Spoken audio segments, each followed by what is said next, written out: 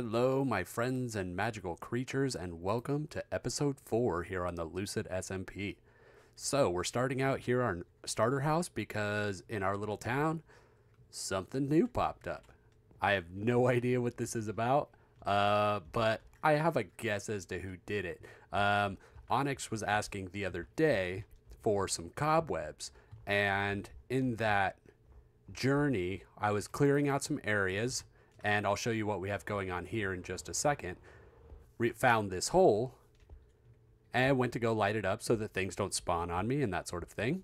Came down here, and there's a mine shaft with a spider spawner just right here. So we went through, me and Onyx, we cleared out all the cobwebs for his project that he's working on.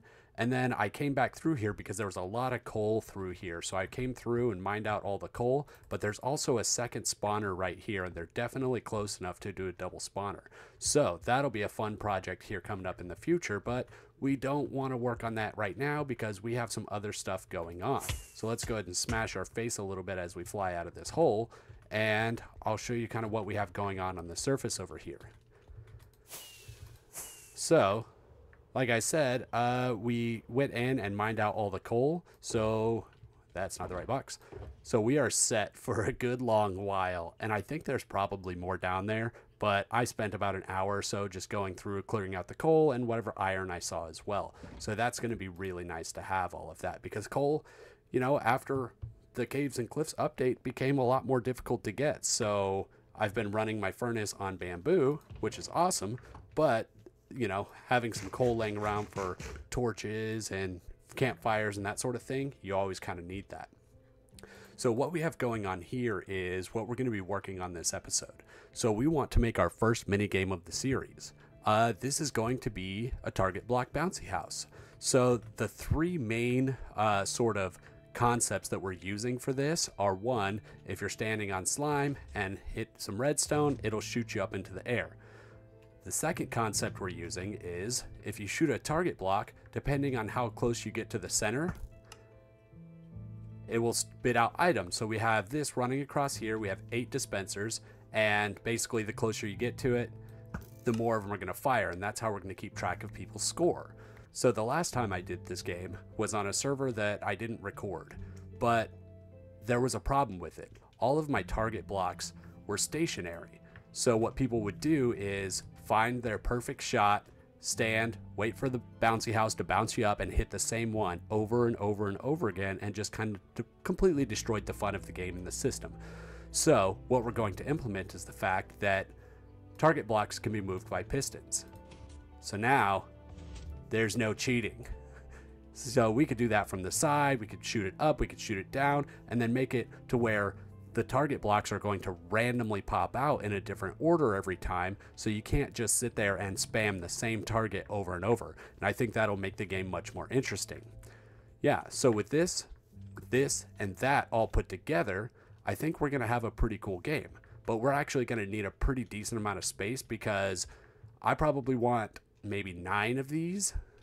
So it's a nice big square so you can move around. You're not just stuck in one spot. It gives you the, and then these will randomly bounce up at different time intervals. Those will pop up at different time intervals. And then these will all lead to one place so you can calculate your score at the end of the game.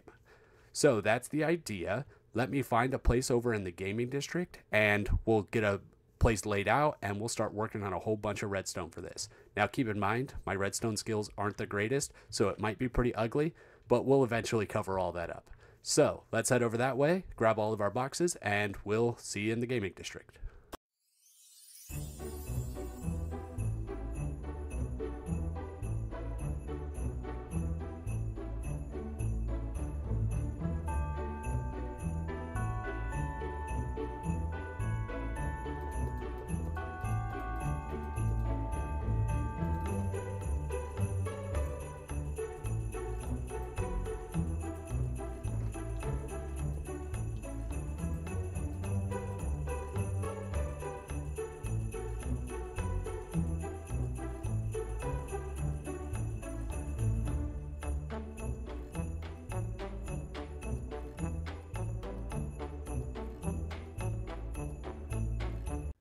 So we are here in the gaming district, but before I show you what we have going on behind us, we actually got invited by Jazz to go to the Nether and blow some stuff up to get some ancient debris before we upgrade to 120.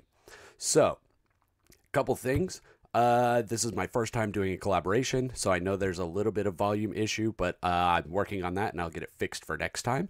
And second, Jazz did have a little bit of connection issues, so there was only a few clips that I could use, but I think we still had a lot of fun, so let me show you. Okay. You ready? I'm always ready to blow stuff up. Okay, so let's head back this way. Do you want? I'll just. Yeah, if you want to, you go ahead and place it, and I'll just be out of your way. My understanding is once we go to 1.20, it becomes difficult to get the netherite gear. Yeah, because you have to, like, the upgrade thing, you have to get from a bastion. So you can't, like, upgrade any of your gear unless you've gotten that thing from the bastion. And then you have to pay a bunch of diamonds every time to duplicate the thing. And then you have to use one up every time you use a thing. It becomes very complicated. Okay, you ready? You ready to blow this thing up? Oh, wait, you do it. Okay, run. Run.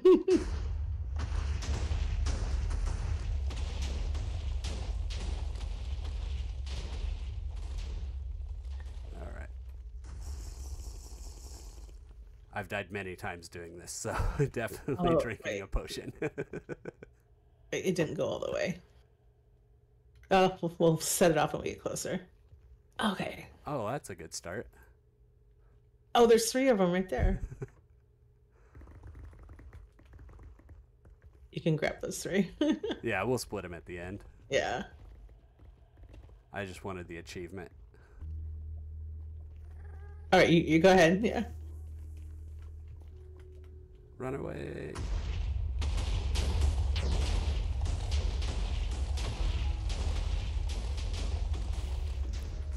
We're getting lots of lava. Oh, but there we go. 3 right in the middle of the air.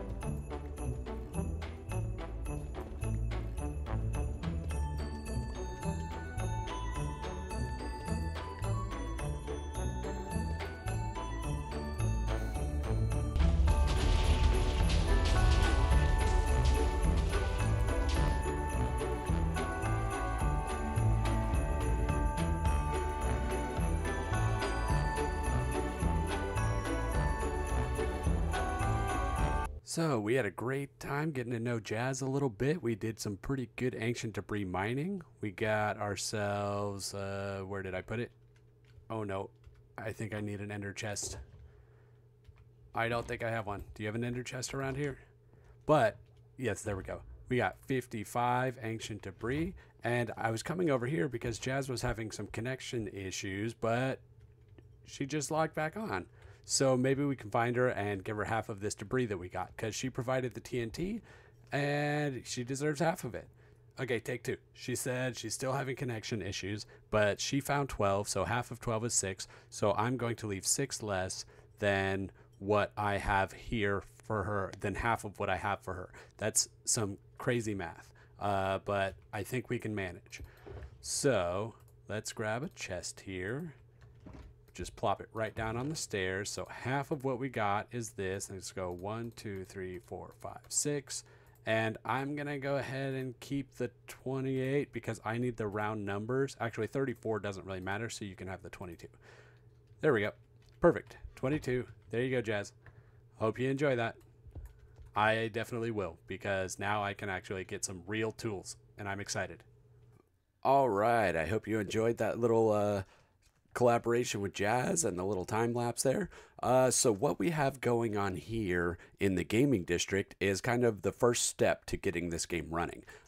We got the platform running here, and you see all these repeaters.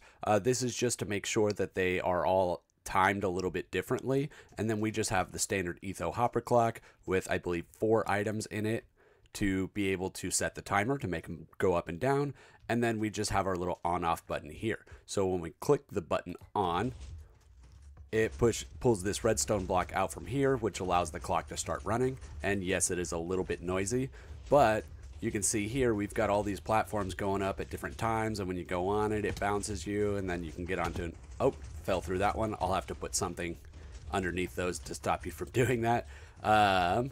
But yeah, it does shoot you up, and then you can get to another one, and then it shoots you up again, and then that's the idea. So we'll have a bow out, and we'll be shooting at all the different target blocks that are popping up around this place. So let me go ahead and get the next step of this in, and I'll see you back in a second. All right, everyone, we are back, and as you can see, there's been some progress. So, to be honest, this was a bit of a grind, but any good Minecraft project always is.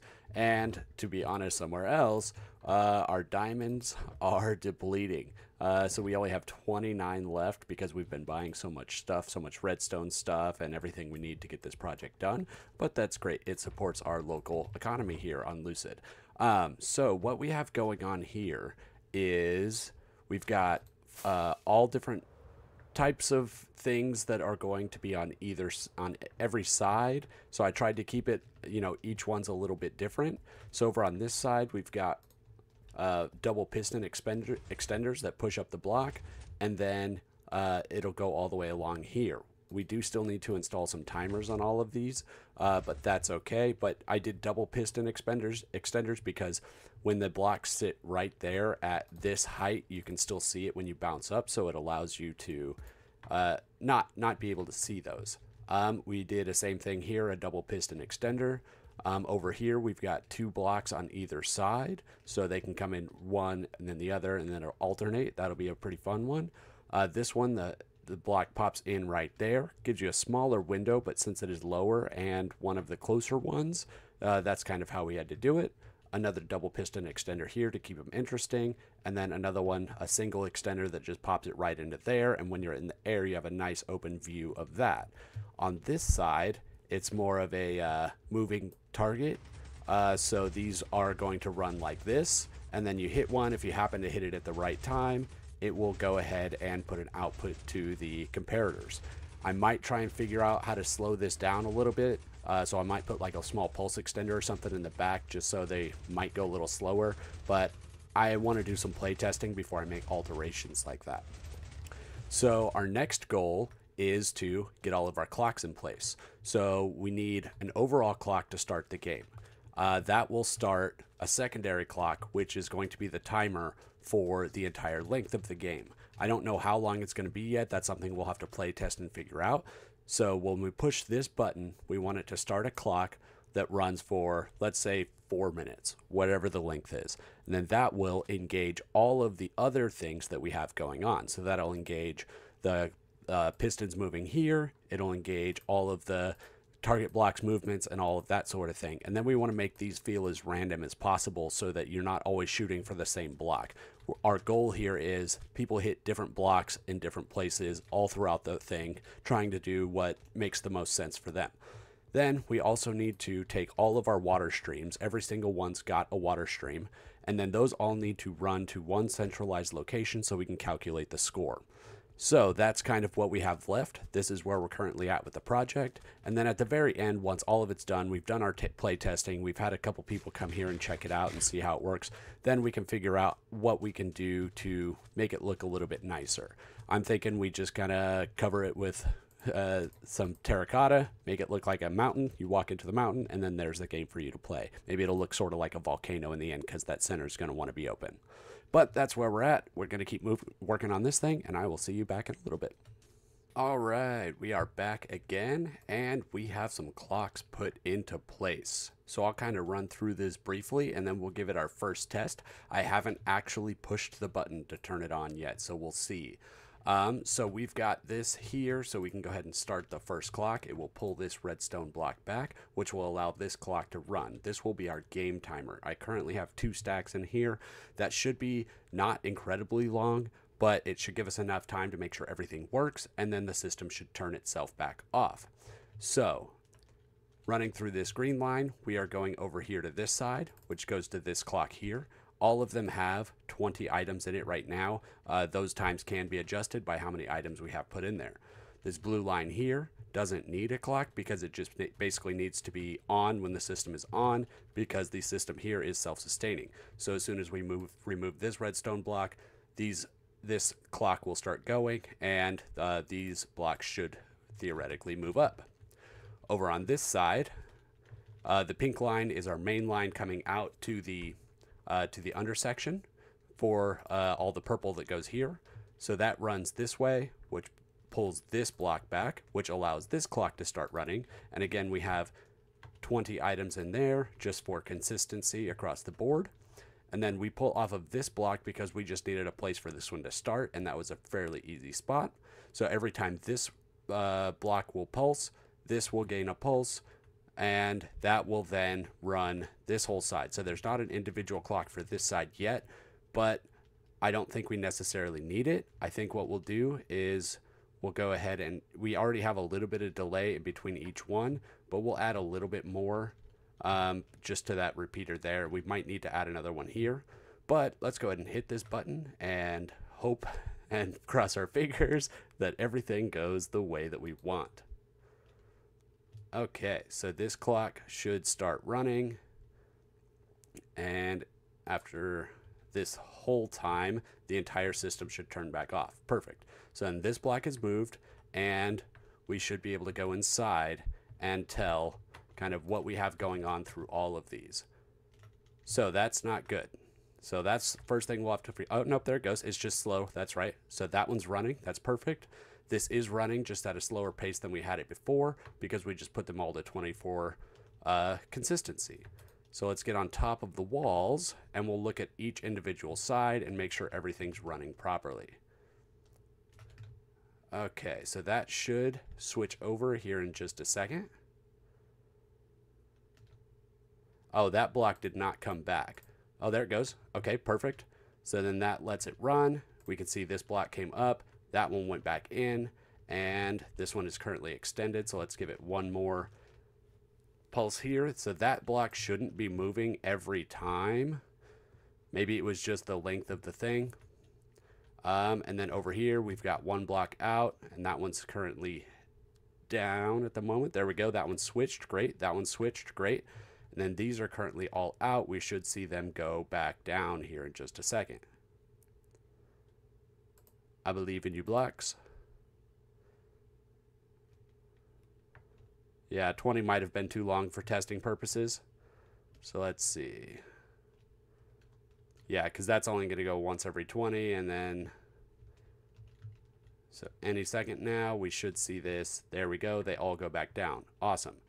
So it looks like everything is working. We just saw that last one move. So I think everything is working the way that it should. And as we see, this is still retracted. I think it's just all the timers that are in place. It took it a second to actually retract. And let's see how much we have left on our timer here. Okay. So then once this fills back up, that block should switch back this way, which should turn off the entire system. Okay, we've got just a few items left. Let's see. It should push this back over here, which should, in theory, turn off our entire system. This block is extended. Awesome. Then this should not be able to continue rerunning. Oh, it does continue rerunning. So we'll have to figure out the off mechanism because, yeah, I see why. We don't really have a way to re-engage this. So what we'll have to do is bring a line out from here somewhere and get it back to here to re-engage this once that clock has run out. My friends, we are back, and our monstrosity is complete. This thing is much bigger than I originally anticipated becoming. However, everything is in place. Everything, as far as I'm aware, is functional, and I have not given it a test play yet. So this is where our score will come out, and I have arbitrarily put in just full stacks here. This is an indicator lamp of when we will be able to start playing again, and I've put in some iron nuggets into each of the dispensers so that if we actually hit any targets, we will see. I don't know how difficult this is going to be because I changed up a lot of the timings, and this is our first test run. So there's no way to really know how this is going to go except for giving it a shot. So let's go ahead and get our bow out. I'm going to take off my wings because it tends to cause me problems in bouncy house castles. So we're going to hit the button, and we're going to run in here, and we will see how it goes. Ooh. Okay, so it looks like they're kind of staying up a little bit. Awesome. Oh, missed that one. Let's see, we got any on this side? I don't see him sticking over the top. Oh, there's one there. Let's hit that one. Okay. So what we're trying to kind of look at is, are these too long? Are they too short? How's the bouncing going? We got that one. We've got that one. Oh, come on. Oh, way off on that. Oh, we got a hit. We got a hit. All right. Okay, missed that. Let's try and hit this side. Okay, let's try and hit over here. And that one was there. Okay, so I think let's try and get a different angle because this isn't working super well for us. Oh, there we go. Oh, come on. Okay, we are not doing good. This is incredibly difficult, which is kind of what I expected from the start. It's not supposed to be easy. Oh, that one's gone. Okay, what else we got? Let's try and hit this while we wait for a bounce. There we go. And there's one. Let's fling a bunch of arrows at it. Let's get bounced. This one up here. Let's try and get that one. Oh, I missed it just in time. Okay. I think we got that one. And nope, no luck there.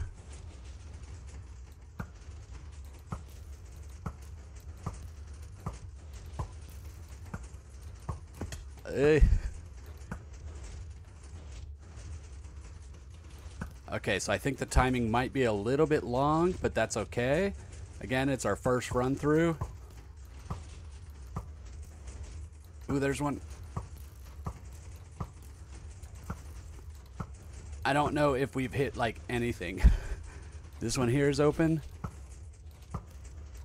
Okay, I think we got something there. And that's the end of our game. Okay, cool.